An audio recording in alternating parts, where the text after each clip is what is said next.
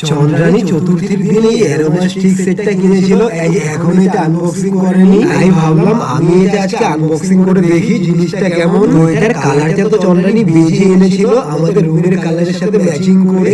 Seriously এটার smell ভীষণ সুন্দর। আর মেবি ফার্স্ট টাইম আমি ম্যাডামের শখ করে কেনা কোনো জিনিস নিজে আনবক্সিং করে সেট করলাম। পুজোর সময় কেনা এই কাশফুলগুলো ম্যাডাম আজকে চেঞ্জ করছে, কারণ এটা উড়ে উড়ে সারা ঘর ভর্তি হয়ে যাচ্ছে। তো সেটাকে চেঞ্জ করে এই ফ্লাওয়ার গুলোকে রেখে দিল। চন্দ্রানীর বানানো এই কিউট গণেশটা তো এখানে রেখেছে। তারপর আমাদের দুজনের কারোরই লাঞ্চ প্রিপেয়ার করার মুড ছিল না। আজকে তো আমাদের ভেজও ছিল, তাই অনলাইনে অর্ডার করে দিয়েছিলাম ভেজ থালি। তো লাঞ্চ সেরে দেন একটু বেরোবো বলে রেডি হচ্ছিলাম, আর তখন আমার হাত একটু কেটে গেছিল বলে ওর এই পিঙ্ক কালারের ব্যান্ডেড লাগিয়ে দিল। দেন ম্যাডাম আমাকে যে নতুন স্লিপারটা দিয়েছিল সেটা আজকে ফার্স্ট পরলাম। তো বেরিয়ে আজকে ফার্স্টে আমরা আসলাম একটা ফার্নিচারের স্টোরে, কারণ